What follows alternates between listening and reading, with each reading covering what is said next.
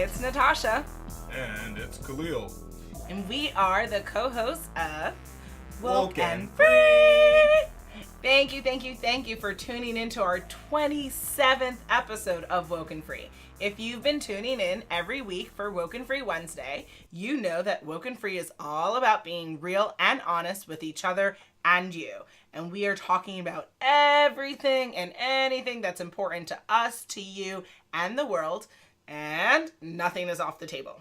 Now, in this very cool episode, we are talking all about procrastination. Oh, that nasty habit, right? Don't worry. We have our special guest, Procrastination Coach Dr. Christine Lee with us, who is totally going to get you woken free about this subject. But before we get there, we have a couple things to do.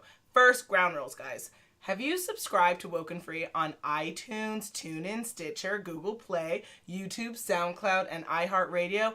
I know we're everywhere, but we want you to give us the love everywhere. So if you have not, please do. We greatly appreciate it. Second, have you shared an episode with your friends or family? Hey man, sharing is caring. Share this episode. Go back if you haven't got caught up. Go back, listen to all the other episodes, and share. And then, of course, have you hollered at us on Facebook, Instagram, and Twitter at WokeNFree? If not, come on now. Y'all know we like to talk on social, so let's get with it. To dive into the topic, we thought it would be really cool to go over who Procrastination Coach Dr. Christine Lee is. So she helps people recognize what may be blocking them so that they can make full use of their natural talents in work and life. Her area of focus and expertise is procrastination. Her pragmatic approach involves teaching the 4 essential components of procrastination recovery: simplicity, communication, time management, and mindset management. Dr. Lee relies on her experience as a clinical psychologist and as a former hardcore procrastinator to make sure the emotional factors underpinning her clients' procrastination are fully understood, supported, and addressed. Once clients begin to tackle their procrastination, they are able to reconnect with their motivation and to work with much greater ease. Dr. Lee invites you to begin your own journey away from procrastination when you register for her free resource library at procrastinationcoach.com/free library. Now, of course, we give you all the links and details for what we're talking about on WokeNFree.com. So make sure after you listen to the episode, if you want to go back and get in touch with her, you'll have all the details. All right, Christine. So each week on our podcast, we like to share something personal about ourselves. So this week, we'd like to ask you a personal question. And that question is, what did you procrastinate the most with in your past or even presently? Oh, wow. That's a great question. Hello, everyone. I tend to procrastinate on the thing that is my priority item. I would say that is a blanket statement about me. It doesn't matter what the priority item is, but if I know it in my heart, that's the thing I will naturally try to run away from. So that has always been true about me. It's my unique, special characteristic, I think. What about you guys?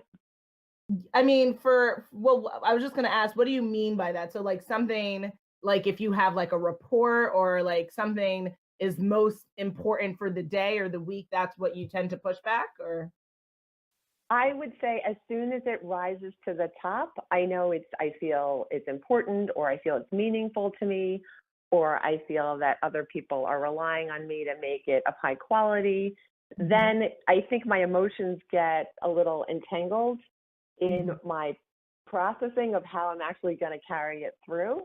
And so then it makes it seem like everything else becomes so much easier. And I think I naturally gravitate towards the things that are easier to do.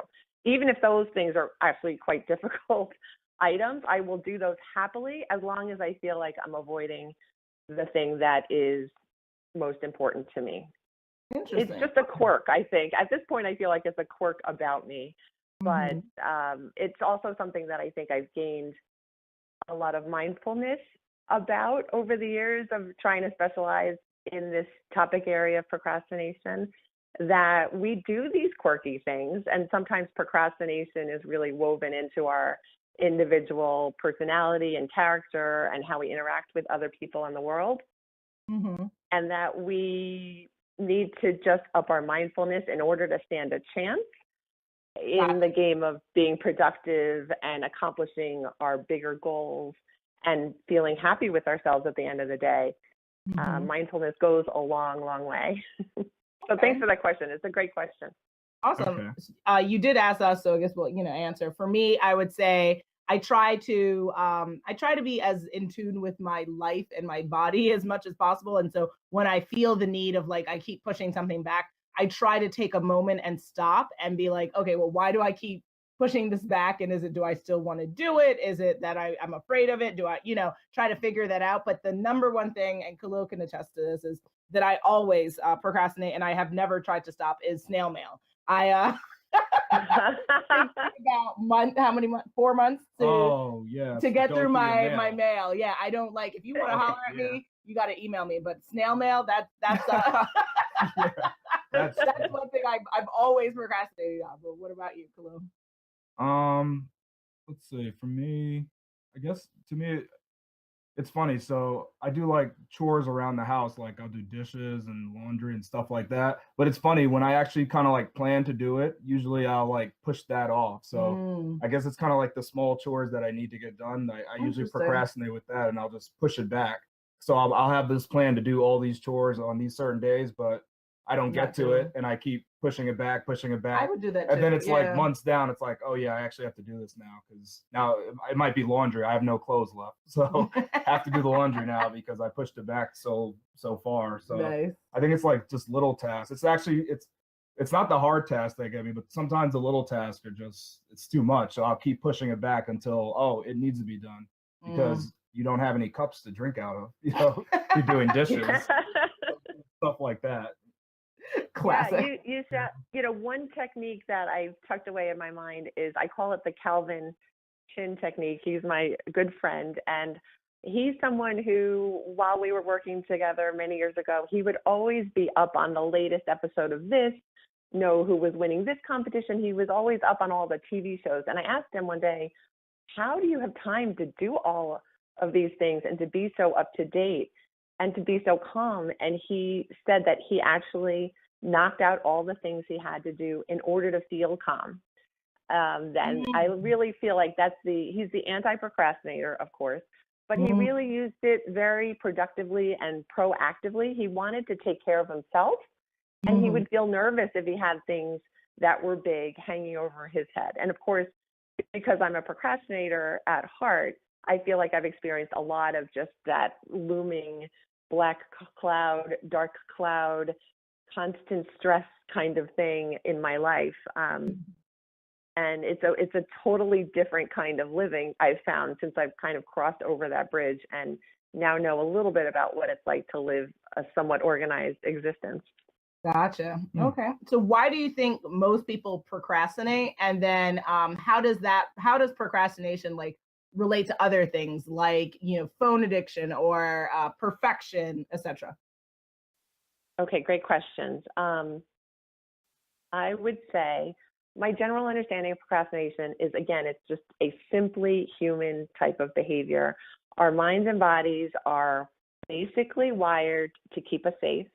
And as soon as we label something or project onto some event or activity that it is difficult, our mind and body are going to try to figure out ways to keep us away from that dangerous item or activity or feeling.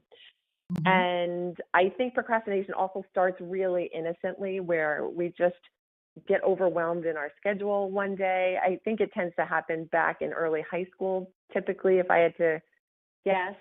And there's just too much asked of us sometimes. And sometimes it just makes a lot of sense to take a break, to put it off, to say, I really actually can't do this right now. The problems start when we start to rely on that behavior.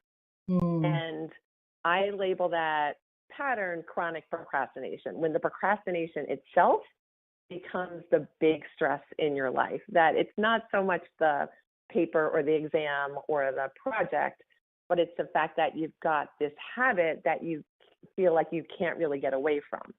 Mm-hmm. And I think I suffered from that habit for so many years, thinking that this was just who I was. I didn't know that there were really other ways that I could try on to get things done. I just thought this was just my brain. It was my behavioral pattern, and everybody just had something slightly different and oftentimes slightly better than what I had. Mm-hmm. And then to answer your questions about the phone, wow, that's a big one, because distractibility is always a convenient thing. Distractions are always around us to conveniently take away our focus and to take us away from what we should be focusing on. And now this distraction is something that most of us feel like we're attached to, or is so compelling sometimes, or is so relaxing or so enjoyable, or keeps us connected to people. There's so many different ways that the phone can be our companion, like our closest companion these days. And I know in different industries, it's necessary to stay attached to your phone and really be on top of your emails. I think the legal profession, as you know, Natasha, I think that's one where you get all your basic information through that channel. Am I correct about that? Yeah, I mean, I would say actually more so as an entrepreneur, I have found my phone addiction is much more greater because of that, because kind of like, I have to know what's going on social media. I need to keep up with what people are talking about because it might be relevant to my coaching or my consulting. So I would say I've always been like on the phone and stuff like that, but more so running your own business. That means like your phone is your BFF, like no insult to anyone else. So is the phone really the problem? Yeah. Like social media, is it more specific? Is it like social media that's causing people to procrastinate? I don't know. Does that do that? Yeah, well, I was actually given, someone passed me an article that was surprisingly eye-opening about how social media, there's a lot of actual engineering of social media so that our attention is locked into it. I don't know if you've heard about this kind of thing, but there are engineers who have actually left Facebook and left those kinds of more major channels because they really couldn't live with themselves, because they were being paid to program people's attention away from them. Interesting. And so even the act of scrolling, the up and down vertical scrolling, it's done that way because that technique keeps our attention going longer, keeps us attached to the social media for longer periods of time. That's why we have scrolling instead of maybe one picture at a time. And when I read that, it was really just, again, eye-opening for me, because I didn't know it was such a calculated type of affair. And I think that's where the mindfulness really helps us, again, because there's a fine line between enjoying yourself and passing the time comfortably and happily, and feeling like this is something kind of almost outside yourself, where your control has just been given over to some process that you're not in charge of. And of course, mindfulness about time is also another really important factor that I coach people in, because if we don't value time, then kind of there are no rules because we can get sucked in by not just the phone, but by other people, by interesting things, the Olympics, whatever else is going on, the news these days. There's all sorts of things that can take us away from what we really feel like we need to get done to be happy. Gotcha. Now, is it possible to really stop procrastinating, or are there like layers to procrastination? Can you address some of the layers there may be? Okay, great question. To the first part of the question, can you stop? To be honest, I would have to say we can't stop, because we can't really foresee what kind of stresses are going to come our way. But the good news is, from my own experience and from the experience of the people I've been working with, you can really significantly take the the bite out of procrastination, where it doesn't have to be harmful in your life anymore. And I feel that people, I guess I'm on social media and on these kinds of podcasts to let people know that that's the truth, that it's not just some fairy tale or some fantasy wish, that you can really learn basic, simple life skills that maybe you didn't catch on to when you were a kid, or maybe you didn't grow up in a kind of family that was really simply organized and on time, but that these tools, especially in this day and age, are readily available. And if we take it a step at a time, we can actually heal from the wounds that occur when we have a lot of procrastination. Because when you're procrastinating, you're disappointing yourself, you're disappointing other people, you're starting to lose trust with yourself. And I think that's why support is a critical element for people who want to change their ways and get out of that procrastination rut. And I'm a Scorpio, so I feel like apparently Scorpios are really obsessed with death.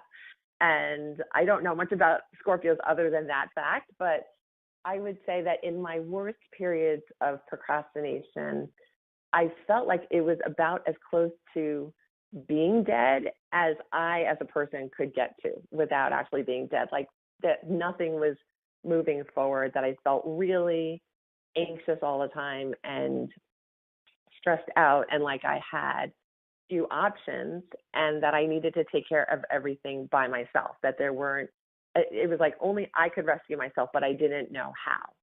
And so that is why I work so hard to really send out this message, because I'm so much happier now. Life is so much easier now.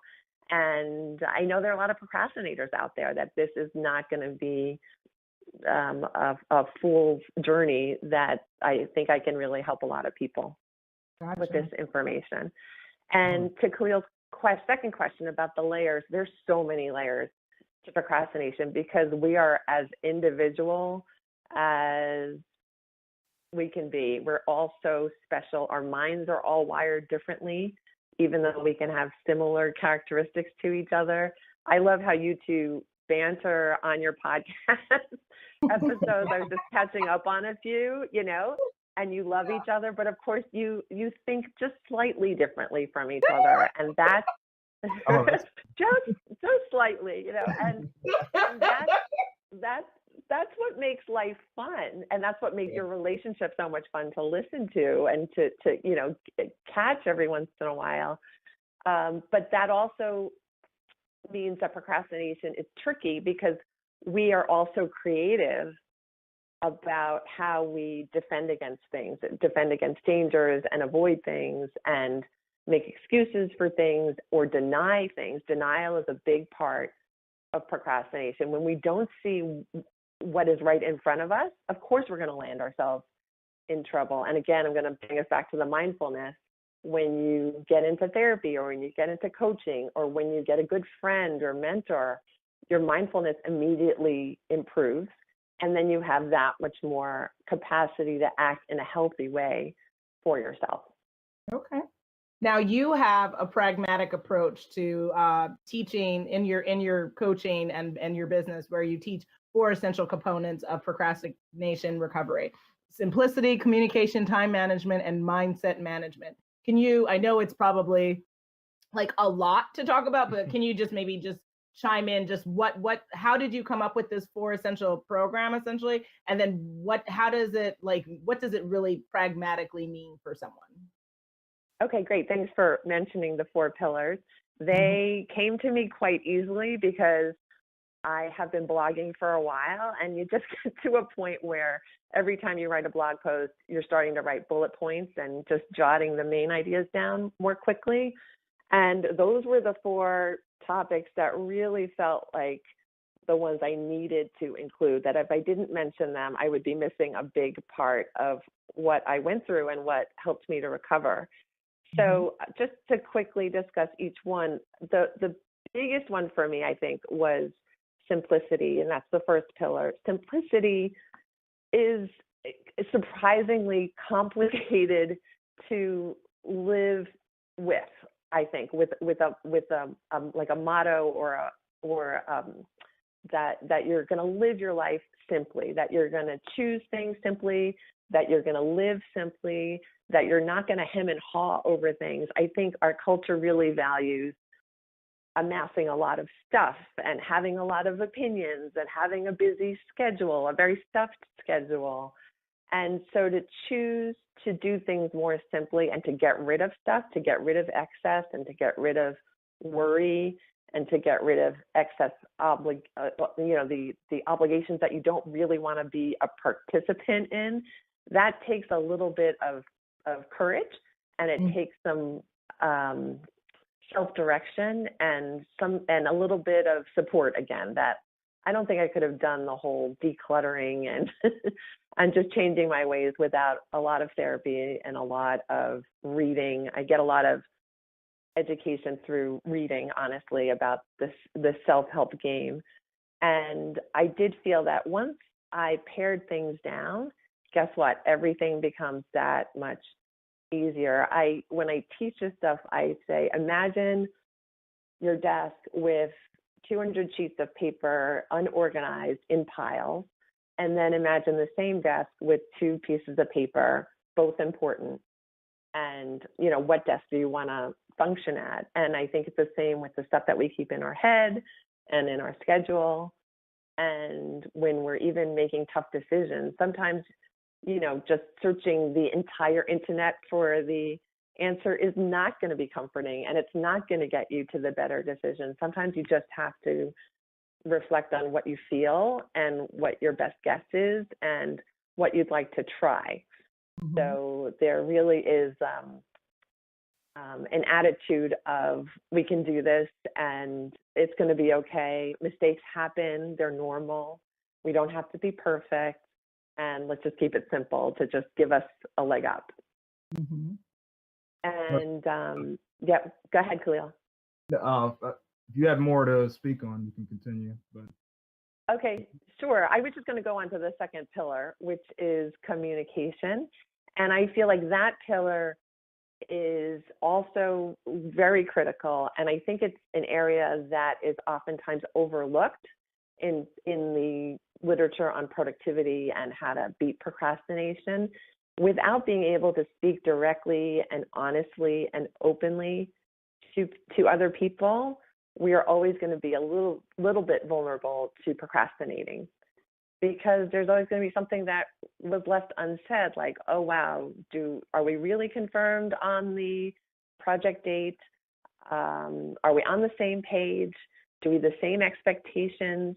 And, because we're complex, unique individuals, we can all have a different read on the same exact meeting or project. And so I like to coach people on how to just be comfortable saying what they mean, saying what they need to say, and getting it out of their system as soon as possible. If we speak quickly and in a timely fashion, then things tend to go better because you have more time to fix problems. People know what's going on. Everybody's on the same page. And people tend to be happier with the results, I would say, if everybody's communicating honestly. None of us really like to be treated dishonestly. So I like to share that with the procrastinators, that we might feel inclined to shade the truth because we're not done yet or because it's not good enough yet. But really, I'd rather hear it's not done yet than, oh, I have it done, and in reality, it's not really done. Okay. So then moving on to the third one is time management, which is the one that everyone knows would be obvious for recovery from procrastination. And here, one to give you an example of one of the techniques that I teach is just the 5 or 10 minute technique, which is if you can save 5 or 10 minutes here and there across your day, that's going to end up benefiting you and your productivity. So I would say, if you're really feeling like you're behind in every aspect of your life, maybe you don't have to do something massive to change your system, but maybe you could take a shorter shower or figure out a way to simplify your closet so that getting dressed in the morning just takes a little bit less energy and effort, things like that. So simple, not rocket science stuff, but stuff that will just give you some breathing room. I think procrastinators feel like 24/7 they have to be worried about the next thing or the thing that they didn't do. And one of my methods is just to teach people to take breaks and to allow themselves downtime and to allow space between events on your calendar. This stuff is really basic to some people, but of course for procrastinators, it might not be. And finally, the fourth pillar is mindset management. And I just like the way that sounded, but really I'm talking about anxiety management, because so much of procrastination is rooted in our fears and our worries about what might happen or how we're not good enough to fulfill the task at hand or to complete the task at hand. And again, it's just a lot of self-acceptance, a lot of mindfulness, doing everything that you can to remain present in the present moment. And that might be exercise, good nutrition, lots of sleep. Love sleep these days. I used to not have it. And self-care, I guess, is the general tip there. But there are lots of things we can do, of course, to reduce our anxiety, including, stopping that practice of comparing ourselves to other people, which I think is a killer. And it never seems to go well. Whenever I hear people comparing themselves to other people, they're never saying, oh, I'm better. They're always saying that they're worse. And so let's not do that, because it's really distorting and kind of random. The people who are standing next to you, it's random that they're standing next to you pretty much. So let's not judge who you are as a person based on the 5 people standing next to you. I think social media kind of exasperates that idea, because, what are we all looking at each other's feed for, right? Where she went, oh, they went to Coachella. Oh, this person, is in Turks and Caicos. So I think that sadly, social media has not made that easier for people, because all we're doing now is, instead of talking to each other, picking up the phone and hanging out, we're just looking at each other's feeds and we're judging, right? And, oh, she's wearing this, and so I think that sadly, I think social media has made that worse. Yeah, I have those feelings too. I also feel like this procrastination recovery has made me feel like there's so much for everyone that we don't really have to judge and be nervous that we don't have as much. It's just given me a lot of gratitude for how open each of our paths really each is, or how open each of our paths really is, that you can, if you want to go to Turks and Caicos, maybe you can make that possible. And no one's really blocking. You might not have the funds or the time right now, but there's no force really blocking you from getting there, So social media, maybe in some ways it's opened people's eyes. I tend to be an optimistic person, so I'm going to look at it that way. And I do appreciate the self-helpish kind of images that people post with encouraging language and inspirational language. I think if I had access to Instagram when I was in high school, maybe a lot of my issues wouldn't have blossomed so brightly into really raw procrastination. So I think it's a mixed bag, but I do agree there's some envy and competition and judging going on social media too. Okay. All right. So unfortunately, we don't have a super long show, but we'd like to thank you for giving us and our listeners some tips on how to get over our procrastination issues. We'd like to thank you for being a guest on WokeNFree. And also, thank you so much. Yeah, thank you. And so for our listeners, can you let them know how they get in touch with you? And if you have any upcoming events or projects you'd like to announce, please do that as well. Okay, great. Thank you. My home base online is procrastinationcoach.com. I have a blog there. I list my services there. I do offer individual coaching and some courses. And I have my favorite offering so far is a membership program where I get online every Saturday morning at 9:15 a.m. New York time to do a bit of coaching and work sprinting with the members. So it's a small group now. I'm hoping to expand the group, but it's just a little bit of a check-in and a little bit of support and community and actual getting it done. So I coach for half an hour and then we will break off from the video for half an hour and then reconvene. So if you need something like that, please get in touch with me and ask me more about the program. I have a free library of resources that I can offer your listeners if they're interested.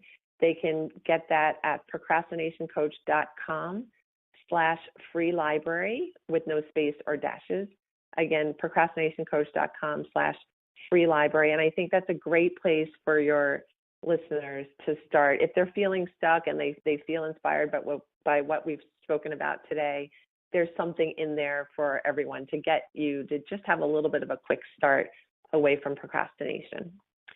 And finally, if you don't mind me going on just with one more thing, I'm hosting a free 10-day Facebook challenge starting March 12th, and it's called Clear Your Fears.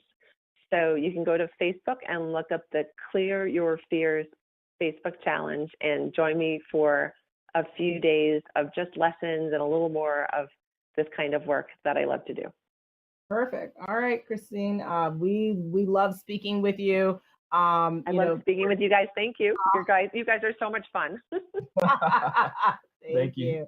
And yeah, for anyone listening, if they're dealing with procrastination, I think the takeaways is, don't get upset about it, right? Just try to, like you're saying, figure out how to deal with it. And it's something we're all dealing with. So I think everyone listening is definitely going to both be take something away and also hopefully tackle some of these issues, because we all have them. Yeah. Yeah, we have such bright lives, in us and in front of us. So let's go get them. We are at that time again, guys. Can you believe it? It is the end of our 27th episode of Woke and Free. What kind of nonsense is that, Khalil? That wasn't me. That was somebody else. This was quite the episode. We got to keep it moving.